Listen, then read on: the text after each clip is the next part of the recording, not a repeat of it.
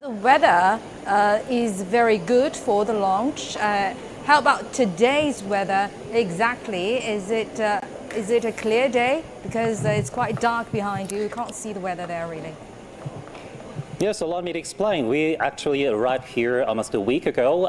That time it was raining heavily, but gradually the weather is changing for good. So at this moment, you may not see clearly about the distance of launch tower, but the weather is pretty good. And the local temperature is about 26 degrees Celsius. And we're now heard from the personnel at the site. The launch tower, the three tiers of the protecting the window is gradually opening. So I guess in about 25 minutes, the launch tower will fully open and the launch itself will begin. Back to you. All right, thank you very much, Zheng Yibing, reporting from Wenchang, the launch site of Tianzhou-4 in Hainan province in southern China. Well, China expects to complete 6 major missions this year as it builds its own space station, and 4 of the launches will take place at the Wenchang site in southern Hainan province. One of the mission planners tells us about the preparations. Now, the whole launch site is busy with multiple missions, particularly the 4 missions to be conducted here for completing China's space station. Therefore, our personnel are working full-time, and they are working hard and taking extra shifts. And the launch site has very high standards on preventing 3 types of errors. There are errors in command, operation, and direction. In this regard, we build up training platforms to solve these problems. Relevant staff can only go to their posts through pre-training in relevant operation and methods learning. There are 2 types of training methods that the launch site particularly emphasizes on. They are preveal and reveal. With these, our staff can begin to conduct missions. From the perspective of security, the launch site covers a very big area with complicated working systems. So we face difficulties in finding leaks, troubleshooting, and keeping order. We did checks in specified areas and technical security. Now everything goes smoothly, and we have laid a good foundation for the following missions. We spend a great amount of time on the job. It's normal to see many colleagues working from early morning until late at night. They're doing nameless jobs. It's because of their hard work that the whole system is moving forward in good order. We're confident about the following construction and development of Wenchang spacecraft launch site. We will have to go through difficulties, but we believe that this place will truly help realize China's dream of exploring the space. All right, we are now joined in the studio by Professor Yang Yuguang from the China Aerospace Science and Industry Corporation. Professor Yang, welcome to our special coverage. Well, our reporter just mentioned that Tianzhou-3 was launched in an afternoon, and now Tianzhou-4 is going to be launched at midnight Beijing time. Why the difference in timing? Well, good morning, Dongning. You see that the basic requirement for a spacecraft to rendezvous and dock with the China's Tiangong space station, the most important thing is to they enter the same orbital plane. You see that that the orbital plane is relatively stable in the 3D dimension, but you know that the launch site is rotating with the Earth. So every day we don't have other choices but to when the launch site is rotate with the Earth and enters the orbital plane of the Tiangong space station, only at this moment we can launch the Tianzhou-4 cargo ship. So this is a basic requirement, and also because of the features of the Earth's orbital dynamics, also the moment when the launch site passing through the orbital plane is different every day. So you can see someday we can see the launch in the afternoon, or someday like today in the morning, very early. Right, and the Tianzhou-4 cargo spacecraft is reportedly to be very similar in design to its sister Tianzhou-3. As far as we know, the length of Tianzhou-4 is 10.6 meters long and 14.9 meters wide. Of course, it is when the solar panel is fully extended. how different is Tianzhou-4 from Tianzhou-3 or even Tianzhou-2? Well, you see that with the successful 3 missions before, the Tianzhou cargo ship and the related technologies is already very practical. But the role of the different Tianzhou spaceships are really different. You see that the basic configuration or the technical specifications of the Tianzhou-1 and the Tianzhou-2 are very similar. But the Tianzhou-3 and the Tianzhou-4 are similar. So the Tianzhou-1 and the 2 are having, both of them have 8 containers in their service module for storing the propellants. Well, for the Tianzhou-3 and the Tianzhou-4, both have only 4 fuel tanks, not like the Tianzhou-1 and the Tianzhou-2. Because you know that for the Tianzhou-1 and the Tianzhou-2, the major role of these vehicles not only provide supplies to the Tiangong-2 space laboratory or to the Tianhe-1 core module, but also to test the key technologies. For instance, the Tianzhou-2 plays a very important role in the technology verification phase. It also has the adapter to be grabbed by the robotic arm and test the technologies of repositioning from the front docking port to the side putting port, and also testing the technology of remote controlled manual docking for the future. So, it also has these purposes. But today, the Tianzhou-4, the major role of this spacecraft is providing the resupplies for the Shenzhou-14 crew. So today, according to the report, we have 5 tons of resupplies for the Shenzhou-14 crew, and also additionally 1 ton of propellants, much less than the Tianzhou-2, because you know that based on the former missions, the Tiangong space station has sufficient propellant at current stage. So this time we reduce the resupply of propellants, but add other resupplies for the coming missions. So it's more precisely designed in terms of space and carrying capabilities. And the rocket that is going to carry Tianzhou-4, the Long March 7 Y5, has been specially designed for Tianzhou-4 cargo ship. How special is it?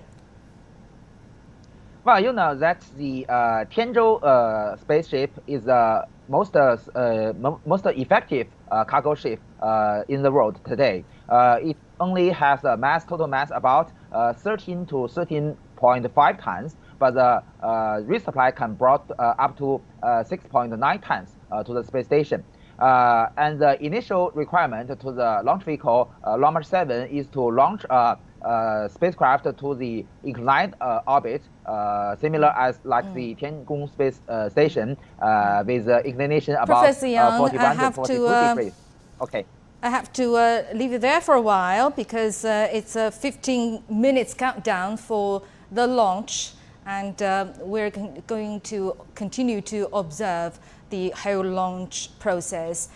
Professor Yang, you just mentioned the rocket, Long March 7 Y5, how special it is, and about the mission of Shenzhou-4. The main mission, of course, yes, is to carry cargo for the future crew to live in the space. But how exactly different is the mission of Tianzhou-4 from the other 3, the previous 3?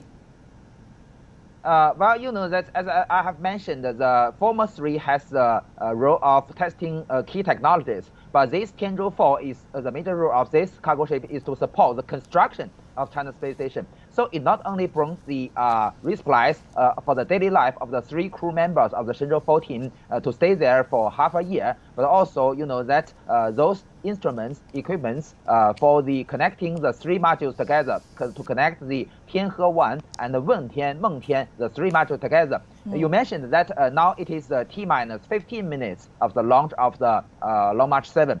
This time, we not only ensure the safety and also reliability of the combination of the cargo ship and the rocket, but also shortened the testing and the verification phase during the launch. So this time, it is more practical than before. And I just saw from the picture that the local wind speed is 0 and the local Yes, the local temperature is about 25 degrees. Is it perfect? Is it perfect weather for the launch? Well, yes, it is very good weather for the launch. But you see, the Wenchang spacecraft launch site is very special in China.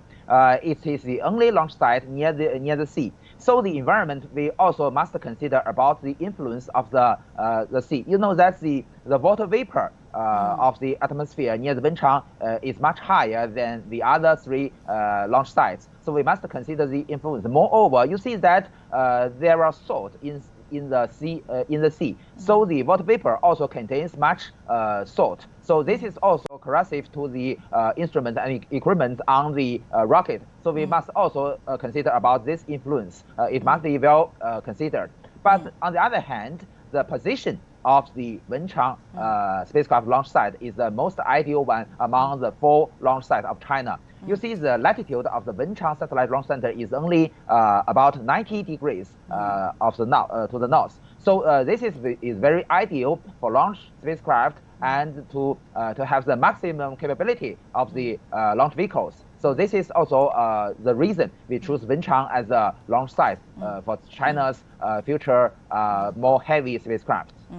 Well, you mentioned, Professor Yang, that Wenchang is the idealist launching site among the 4 that China has right now. But the manned missions departed from Jiuquan Satellite Launch Center. Why? Well, there are multiple reasons. One of the reasons is that due to the historical reasons. You see that China's manned space program started in the early 1990s. So at that moment, we haven't constructed our Wenchang Satellite Launch Center yet. So at that moment, the most ideal one to launch a manned spacecraft is the Jiuquan Satellite Launch Center, because you know that it is in the northwest of China. So during the launch, the trajectory on the ground is along the North China.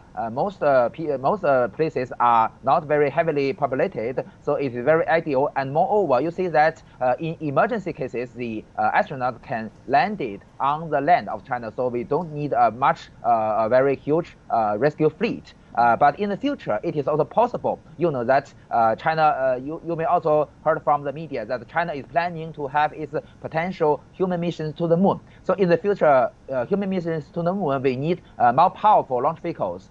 So in the future, the China Manned Space Agency has released the next generation manned spacecraft. So this probably will be launched in the Wenchang spacecraft launch center because it will be even much larger than the biggest launch vehicle of China, currently speaking, Long March 5. All right, Professor, we'll be getting back to you for more analysis and also introductions of the whole launch process. Now, construction of the China space station is scheduled for completion later this year, and CGTN's Yu Yang and Zheng Yibing look at what's left to be done.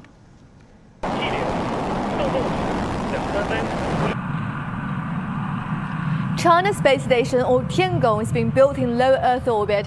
Once completed, it will consist of 3 modules with a combined weight of over 180 tons. It has a design lifespan of 10 years, with a capacity of 3 crew members for long-term stay. In this April, 3 astronauts returned safely to Earth aboard the Tianzhou-4 after over 5 months in orbit. Zhai Zhigang, Wang Yaping and Ye Guangfu were all in good physical and mental shape after landing.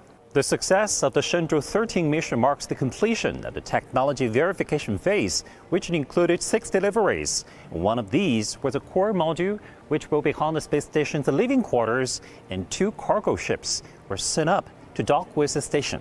6 more missions will complete the in-orbit construction of China's space station this year. Another cargo ship will be launched in May, and a month later, the Tianzhou-4 will carry 3 more astronauts to the core module, where they will stay for another 6 months. A laboratory module called Wentian will dock with the core module in July.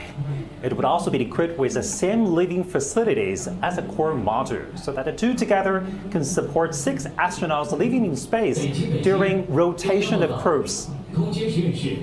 The lab module to dock with the core module in October is Mengtian, marking the completion of the in-orbit construction period. At this point, a T-ship complex has been formed. Another cargo ship and Tianzhou-4 manned mission will then follow, taking another 3 astronauts to stay in orbit for 6 months. And the astronauts will perform extravehicular activities through a dedicated airlock module. It will also be the first time the station will have had 6 astronauts at the same time. They will be together for up to 10 days. And Chinese authorities say the space station will hold many experiments from China and other countries. They say the space program will fulfill Chinese ambition to explore space and also be a place for international research and communication. Zheng Yibing. Yu Yang, CGTN, Beijing. All right, let's continue our discussion with Professor Yang Yuguang from the China Aerospace Science and Industry Corporation. Professor Yang, the Tianzhou-4 cargo spacecraft will carry supplies and propellants, as what you said, for not only the next manned mission to the space station, but also for the upcoming construction of 2 space science laboratories. That Yes. is going to be a lot of cargo. And does this mean the cargo ship will be loaded with more freight than previous supply missions? Well, you know that the maximum capability of the Tianzhou cargo ship is about 6.9 tons, as I mentioned. But in different missions, usually that the configuration and arrangement is different. As I have mentioned today, this time we have less propellants, but more kind of resupplies and also equipment for the construction.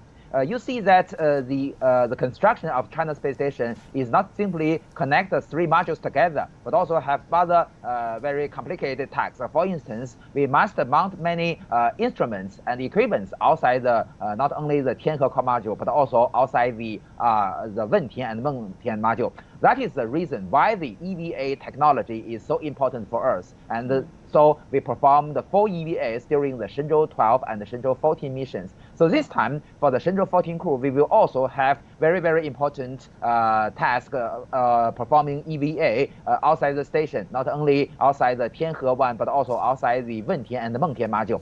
Moreover, you see that the regenerative life support system, we have already tested this system very perfectly. But also, we need some resupplies of parts and also other things necessary for the operation of this kind of environmental control system. Right, and now it's 6 minutes of a countdown of the launch of Tianzhou-4. And Professor, I can see the Tianzhou-4 and the rocket are ready at the launch pad, and some vapor coming out of the rocket. Where is the vapor coming from? Well, you know that you can see that there are many white fogs released from the launch vehicle. So that is the vaporized liquid oxygen released from the fuel tanks. You see that, as you mentioned, it is T-minus 5 or 6 minutes before the launch. So at this moment, we will stop the refueling to the liquid oxygen tanks. Right, and so, it's about because, 5 minutes before the launch. And, so exactly. And the staff there at the launch site are waiting. What are they waiting? What exactly are they doing before 5 minutes before the launch? Well, in different stages, we have different tasks. For instance, you may heard the commander ask every station, for instance, the radar station, the optical telescope station, and also other control systems to confirm that they are okay for the launch. So everything must be confirmed is okay. And also, we have also some other checks on board the launch vehicle itself. So you can still see that although most of the rotation arms has already opened, but some still connected to the launch vehicle, still have the cables and also pipes connecting to the launch vehicle. So we also have the instruments to monitor the status of the launch vehicle itself. And just before the launch, maybe 1 minute, T-minus 1 minute, we will cut off all the connections to the launch vehicle. And at this moment, the power supply and also control all depends on the onboard computer of the launch vehicle itself. So only at this moment, we can also still get the data from the telemetry, from the radio. So if everything goes okay, we will continue the launch. Right, and about the propellants of this mission, what technologies are being used to ensure stable and efficient combustion? Well, you know that for the launch vehicle and for the Tianzhou-4 cargo ship is quite different. For the launch vehicle, we use environmental friendly propellants. We use a combination of kerosene and liquid oxygen. Both are environmental friendly. So the product of the combustion is only carbon dioxide and water. So it's harmless. But for the Tianzhou-4 cargo ship, it's different because you know that it works much longer than the launch vehicle in the outer space for almost half a year. So we use what we call the hypergolic propulsion system, use UDMH or unsymmetrical dimethyl hydrogen and nitrogen tetroxide as a propellant. So both are very toxic and corrosive, but it can work in room temperature. So this is quite different. And also, we can still remember that we mastered the refueling technology during the Tianzhou-1 and the Tiangong-2 mission. And we can see from the picture a very detailed picture of the rocket. Exactly. And so you can see. Yes. So Dongying, you can see that all of the rotation platforms has already been opened. Only some connections of the rotation arms. So this means that all the preparation works has already been okay, and also the launch complex itself is okay. So all the ground crew has already withdrawn from the launch pad. So the combination is in a unmanned condition. Right, and you mentioned the technologies that are used in propellant, and we all know that a reasonable and accurate amount of 准备，地面的1分钟准备。1分钟准备。对，已经非常快了，非常关键的准备的时间节点。50秒，50秒。已经按秒来计时了。我们期待在夜色下看到火箭腾空而起的那个壮观的场景。40秒，从这个角度看还是非常漂亮的。对，在夜空之中。明白，明白。30秒，30秒。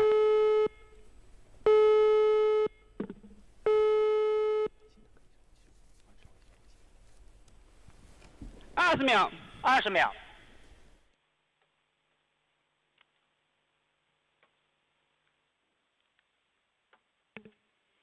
10、9、8、7、6、5、4、3、2、1。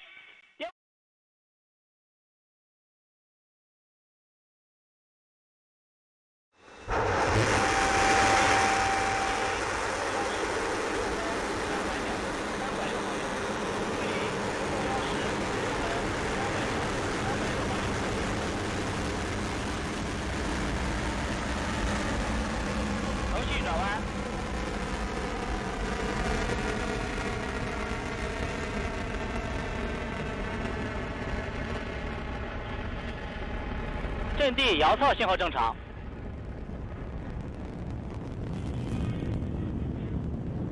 文昌雷达跟踪正常，遥测信号正常，文昌飞行正常。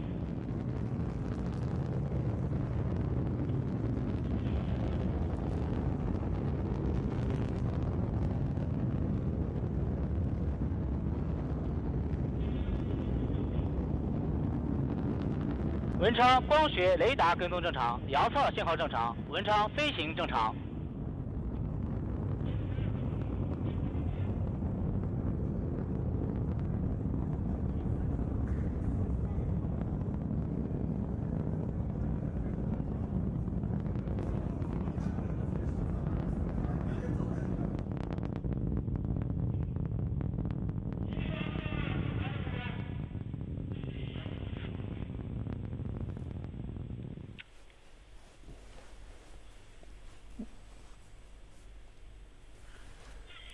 好，我们刚刚已经看到天舟4号货运飞船发射任务点火已经非常的顺利哈，现在火箭正在文昌雷达跟踪正常，遥测信号正常，文昌飞行正常。长征7号药物运载火箭正在送着我们的天舟4号货运飞船前往中国空间站。总部里遥测信号正常。那接下来还有一系列的关键的技术动作，啊，比如说器件分离等等啊。对，这时候呢，现在火箭咱们正在逐步的飞出大气层。那这个时候呢，应该是整个火箭这个载荷最大的这个阶段。对，要突破了这个阶段的话，现在对于火箭的在大气层工作段的考核就应该结束了。看到是这个推进剂下面的这个火焰啊。对，由于这个空气的稀薄，火焰这会被展开。文昌雷达跟踪正常，遥测信号正常，文昌飞行正常。然后第一个动作的话呢，应该是助推器分离。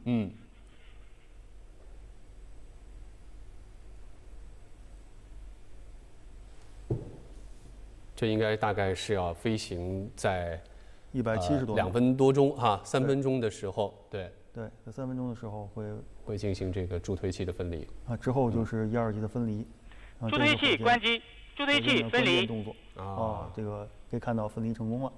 干净利落哈，这个动作啊，我们听到侧8大厅有掌声传来，表明这个技术动作1级关机，1级分离，马上到来的这个1级关机和1级分离，这个因为长征7号的这个分离实际上还是比较有特色，大家看到中间有一个物体飞出，是因为我们采用了2次分离的技术，就是没有一次将这个大的一个物体分开，然后分了2次再分开的。这样做的目的或者考虑是什么呢？这样的话呢，实际上对于分离的安全性呢会有很大的好处。就相当于如果你一次分到一个很重的物体，它就容易产生一些偏差，对火箭造成碰撞。如果分成2次分离的话，每个物体都相对小一些。整流罩应该已经抛掉了。把整流罩抛掉呢，就意味着火箭已经出了这个有热流的区域。那这个时候，天舟货运飞船就已经能够呈现出来了，是吧？已经完全是相当于被火箭的2级的托举。3901跟踪正常。因为整流罩主要是保护文昌雷达跟踪正常，大气层的是吧？最激烈的那一段，对，在大气层的过程中呢，可以保持它不受这个气动的这个力和热的这个干扰。对，然后对于咱们的飞船呢，提供了一个非常良好的环境。3117跟踪正常。我们看到现场侧8大厅的人们，大家都目不转睛地看着这个屏幕上的数据。西沙3113跟踪正常。应该来说呢，这个咱们的这个整个长征7号运载火箭，它在这个它设计的这个基因里面嘛，应该还是这个有很多咱们那国家这个载人运载火箭长征2号 F 的这个基因在里面。因为咱们长征7号火箭最开始的时候研制的目标实际上是想要替换咱们的长征2号 F 火箭做一个载人火箭。但是说现在呢，它没有执行载人任务，但是它仍然是秉承了咱们这个长征2号 F 火箭这个高可靠、高安全的这个理念。所以应该来讲呢，它的可靠性是非常高的。而它同时呢，刚才让主持人说的，它也具备了这个咱们长征5号火箭这个无毒无染、这个低温的这个特点，所以应该是集合了咱们的这个高可靠的载人火箭和咱们这个新一代兵舰的这个双重特点，所以集众家之所长哈，所以非常有特色的一款火箭。对，而且我们说粮草也很重要啊，运送货物，而且是这么多批次哈，现在看到飞行的时间已经过去了快要到360秒了啊！在2级单独飞行，还要再飞行一段时间，才能将咱们的这个天舟飞船准确的送入到预定的目标轨道。西沙424跟踪正常。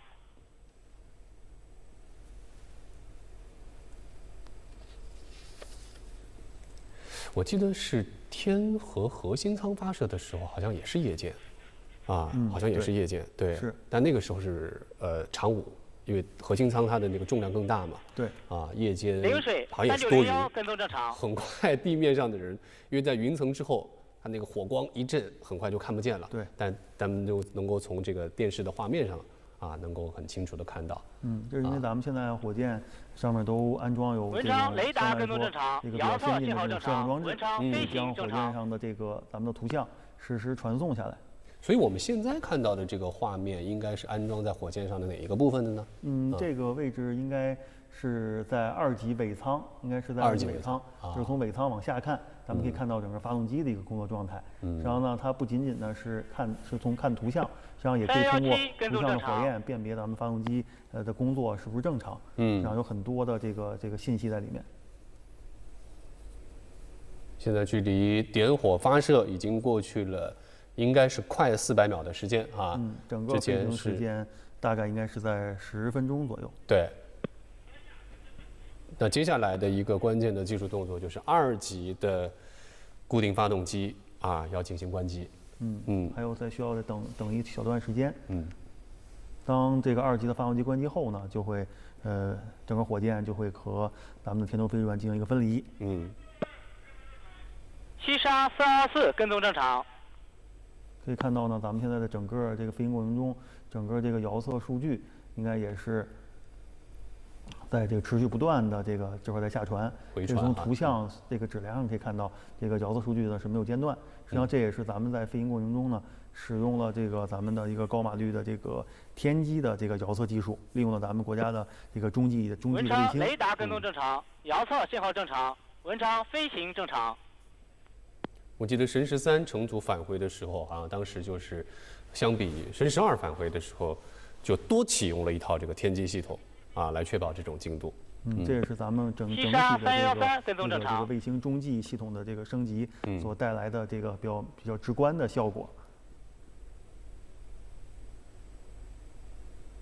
所以我们从速度上来说要尽可能去提速啊，从精度上来说啊要更加的精准，而且要让地面上尤其测控的人看得清楚。文昌雷达跟踪正常，遥测信号正常，文昌飞行正常。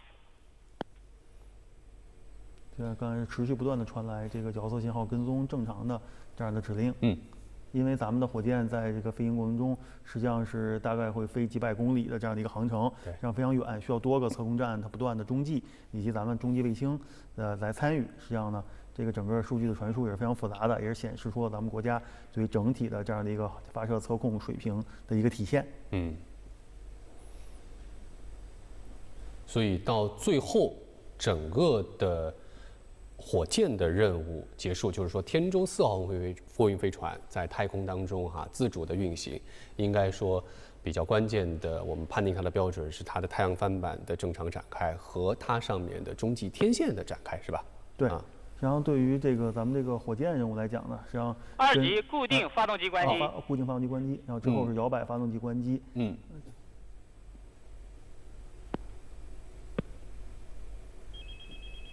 这个关机的时候，我们看到还是有这个火焰在喷出啊。应该是有，刚才是固定发动机关机了。因为2级有4台发动机，2级摆动发动机关机，2台固定，2台摇摆，它是分开关机的。关机之后马上就是分离。全件分离成功了。对于火箭来讲呢，它的任务已经完成了。后面的话就是像主持人说的，我们的飞船马上要进行它的这个太阳能帆板的展开，以及对这个中继卫星天线的这个展开。这样来标志着咱们整个发射任务的一个圆满的成功。助推器分离之后侧发那丁式掌声传来，船舰分离之后不仅有掌声，还有叫好声啊。对，对于火箭系统来讲的话呢，它的发射任务就已经结束了。对，后面呢就看我们的天舟飞船了。那我们从刚刚的这个掌声和叫好声当中也能够看到，从目前观测到的所有的数据来看，这次发射到现在还是非常的顺利的。应该是发射是一切正常的。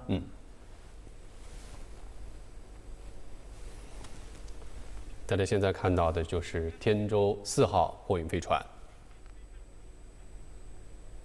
应该马上过不了多长时间，它就会开始它的相关的一系列的动作。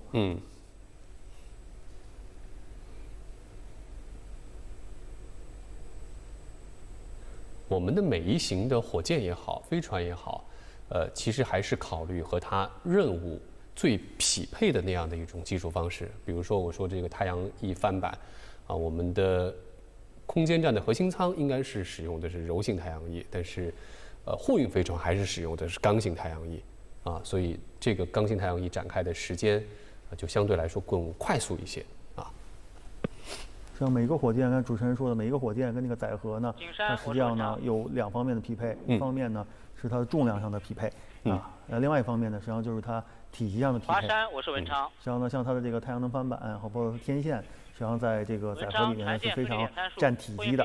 它完全可能重量可能是可以的，但是它的体积可能过大，也会导致呢火箭的整流罩呢无法包落。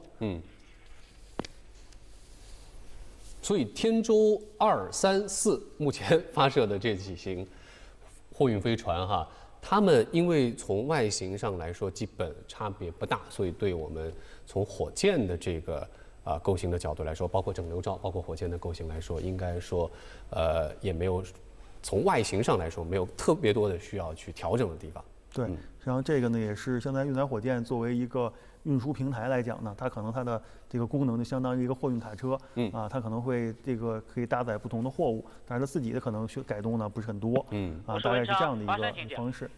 所以从这个角度来说，也说明他们的这个组合是非常成熟稳定的了尤其是进入到我们说空间站建造阶段之后，这样的任务它会很高。对，像咱们的飞船，它的外形、重量变化不大的话呢，也有利于咱们快速的大批量的生产，以及咱们快速的组织发射。咱们任务的状态相对固化，实际上也可以提高咱们整体的这个生产、制造，包括设计。已经打开了。太阳一帆板在展开了这是一个非常，这个现场已经开始鼓掌了，大家已经站起来庆祝了。这个是说明咱们的任务应该已经取得了成功。后面的话呢，就是天舟4号飞船应该会采用快速交会对接的模式，跟咱们的空间站进行一个交会对接的任务了。对，这次的交会对接应该比天舟3号时间是差不多，还是会更短？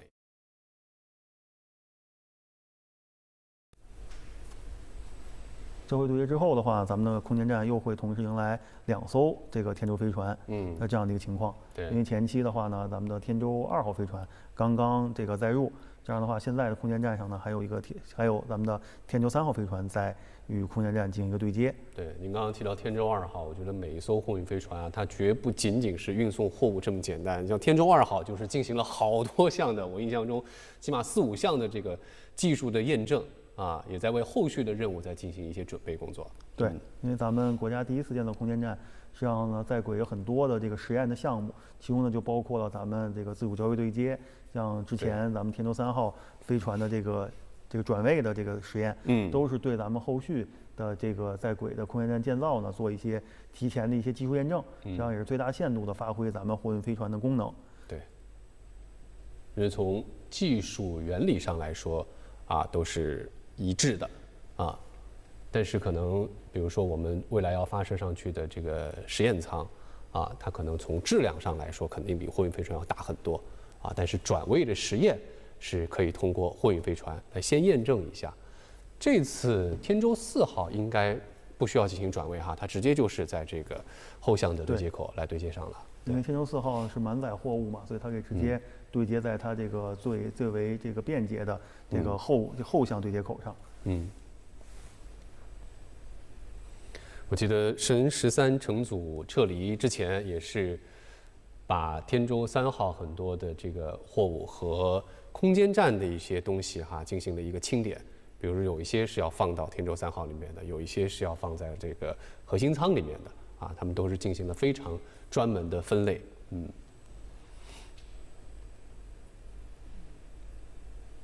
包括天舟4号货运飞船之前的片子当中也提到也是我们为神14乘组长期在轨驻留提供非常强大的这个物质保障吧。对，它里边有这个推运剂，有食品，还有咱们的一些备品备件，以及咱们在科学实验所需要的一些仪器设备，所以咱们后续的这个。And functions for different uses, and I just saw a report that actually there are more than 200 packages. Is there a way to make it easier for the crew members, 3 or 4 at most, to find the things that they need? Yes, first, you know that for different type of cargos, the belt on the package it has different colors. There are blue, there are yellow, and there are other colors. So they can have the classification based on the colors.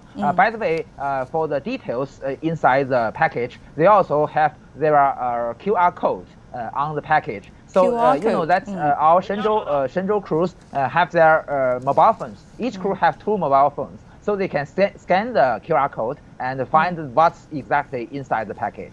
Then how long will Tianzhou-4 stay there? I guess the crew wants it to stay as long as possible, so they can have a big or extra room to stock their stuff. Actually speaking, the Tianzhou-4 cargo ship will dock to the rear docking port of the Tiangong space station today, after several hours, and it will stay at the rear docking port for about 6 months. You see that before the arrival of the Shenzhou-15 crew, just at the end of this year, it must leave the station and freeze the rear docking port for the Tianzhou-5 cargo ship. So it will stay there for about half a year. So its eventual fate, will it like Tianzhou-2, which was burnt in the Earth's atmosphere? Yes, so the final destination of the Tianzhou-4 will deorbit to the, actually speaking, the South Pacific region. Because you know that at what we call the Nemo point in the South Pacific, at this point there are no any people and residents there, and also there are no airplanes and ships usually in this area. And the nearest land is about 2,000 or 3,000 kilometers away from that point. So that is the ideal place for the deorbiting. So there is no exception that the cargo ships from the other countries, such as the Progress, such as the ATV, HTV, and also Cygnus, are also deorbited to this point. And Tianzhou-4 is carrying cargoes that can support our astronauts or taikonauts to live in the space station in a crew module for 6 months. Does that mean that we have a spoiler alert right now that the next crew will stay there for 6 months? Absolutely. So as we have already get the information from the China Manned Space Agency, next month in June we will launch the Shenzhou-14 manned spaceship, and 3 crew members will stay there for 6 months. And this will be the most critical mission for the construction of the China Space Station, because the 3 members will monitor the visit of the Wentian and Mengtian, and also the reposition of the whole procedure.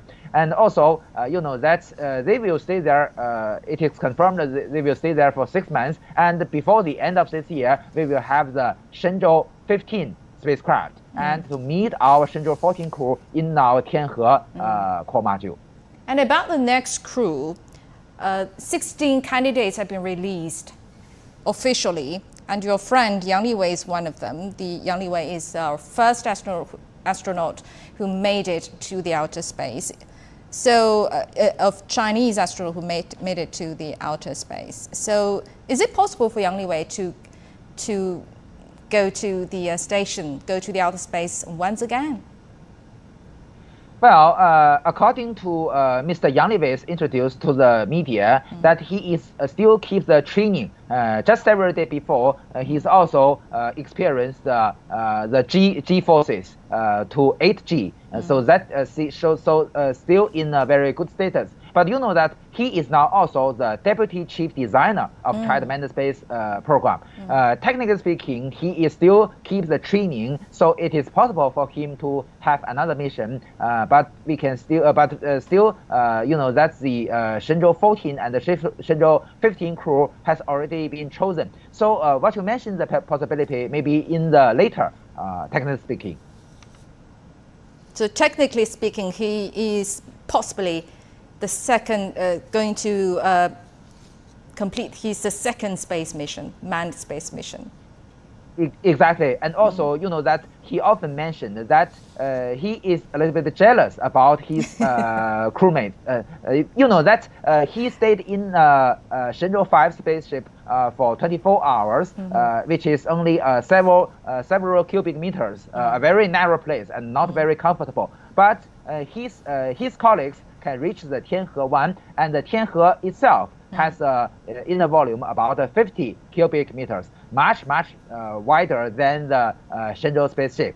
So he also has a wish to revisit the Tianhe again. Well, the core module Tianhe is unoccupied at the moment, so I assume the Tianzhou-4 cargo ship will have to automatically dock the core module. Can you tell us more of the docking procedure? Yes.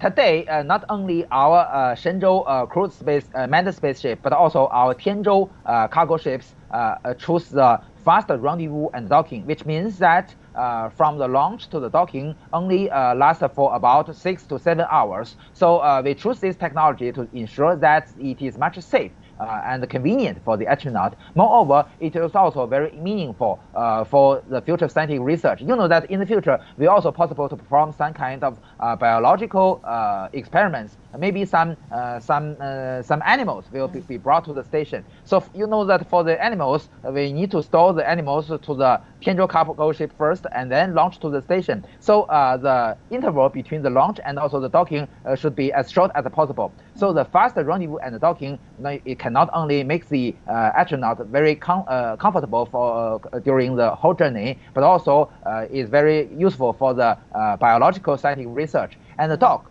this time, as you mentioned, correct, it will be an automatic docking because we don't have astronauts on board the station. But in the future, that's the Shenzhou 13 is the last mission that leave the station, but so the station is in an unmanned status. So in the future, we will have an uninterrupted residence in our Tiangong space station. So in that phase, if anything wrong happened to the automatic docking system, the astronauts can switch the docking system from the automatic one to a manual docking one. And also, that during the Tianzhou-2 mission, the Shenzhou 13 crew has tested the technology, the operation of a remotely controlled manual docking.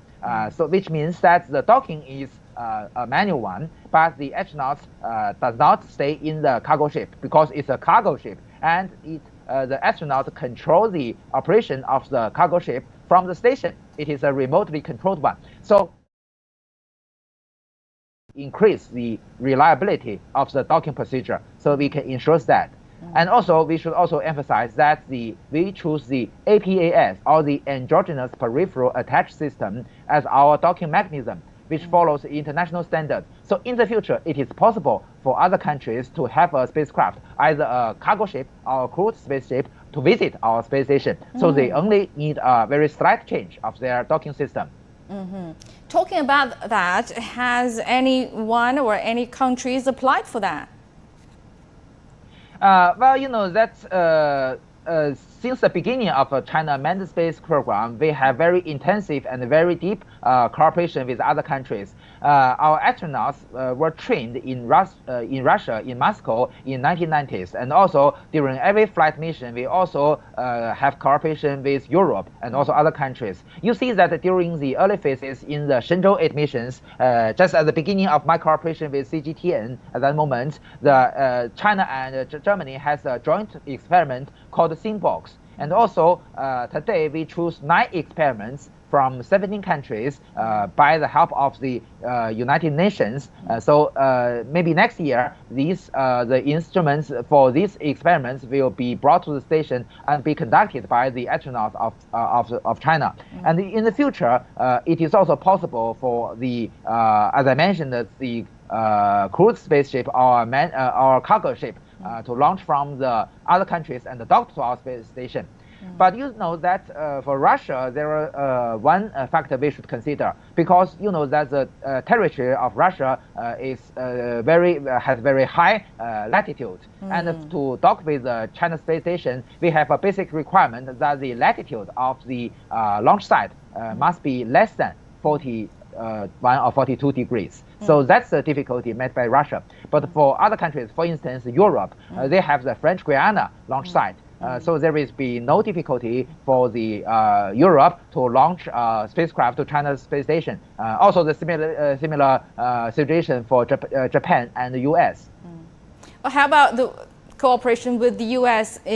As you mentioned, the U.S., the chief of U.S. Space Administration not long ago complained about China. He said China didn't voluntarily offer cooperation with the U.S. Is it possible for future cooperation between the two countries? Well, currently speaking, it's quite difficult. Your colleagues already mentioned in the report. You may notice that the administrator of NASA forgot that the NASA is still restricted by the Wolf Amendment. So the Wolf Amendment released by the U.S. Congress is a major obstacle to prevent China and NASA to cooperate together. So to cooperate with China, NASA must solve this problem first. Right, indeed. Well, back to the picture, back to the animation that we're seeing right now. Although it seems that Tianzhou-4 is flying very slowly because the universe is very vast, but what exactly is this speed right now? Well, the relative speed of the Tianzhou cargo ship to the Earth is about 7.8 kilometers per second. Now, the Tianzhou cargo ship is orbiting the Earth just above the Pacific Ocean. So at this moment, it also has some critical steps. For instance, it also needs to raise the antenna at the top of the service module. Because you know that at this moment, we have the data link between the Tianzhou cargo ship with our flight control center based on the Tianlian data relay satellite. 文昌发射场区指挥部邓红琴指挥长宣布发射结果。 And now, okay, the commander is going to release the result of this launch. 各位领导 officials, experts, and comrades. Based on the Long March 7 Wi-Fi flight data and a report from Beijing Command and Control Center, Tianzhou-4 cargo ship has accurately entered the preset orbit. The solar panels have been fully extended, and the cargo ship is in good condition. I now declare the launch mission a complete success.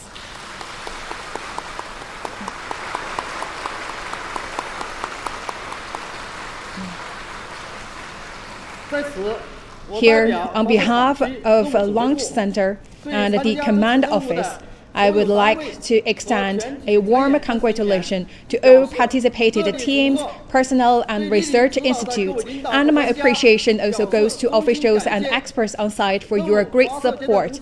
And this is the end of today's launch mission. Thank you all.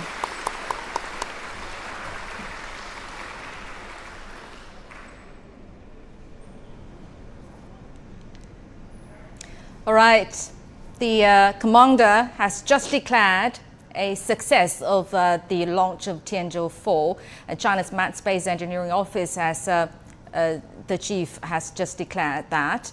And it's taken off from Wenchang launch site in Hainan province in southern China. The spacecraft will soon rendezvous and also dock automatically with Tiangong, China's orbiting space station. And now let's get back to our guest, Yang Yuguang, Professor Yang Yuguang from China Aerospace Science Industry Corporation. Professor Yang, we just witnessed the whole successful launch of Tianzhou-4. Including this mission, China plans to launch 6 missions altogether this year to complete the China space station. How challenging are these missions? Well, as you mentioned, it's very challenging. You know that we have just completed the technology verification phase, which also have 6 missions in 2020 and 2021. But this time, the Tianzhou-4, the successful launch of the Tianzhou-4 cargo ship means that the beginning of the start of the construction phase. So during this phase, I believe the most important mission is the launch of the Wentian module and the Mengtian module, because you know that the basic configuration of China's space station is composed of the Tianhe core module, Mengtian and the Wentian module. And also, as we have already discussed, the construction is not only simply connect the three modules together, but also have many complicated steps. And these are also very, very important and a little bit risky. You know that all space activities are very risky today. So during this procedure, we also have to meet many challenges. For instance, the Wentian and Mengtian module has even much more larger solar panels comparing with Tianhe module. All the modules, all the solar panels use flexible panels, but the Wentian and Mengtian module, the SADA, we call all the solar array drive assembly, have different configurations. The Wentian and Mengtian module has two-dimensional rotational mechanism to get the maximum efficiency of the solar power. So this is also a new technology, and we haven't tested that before. So this is also a very challenging task for China Aerospace.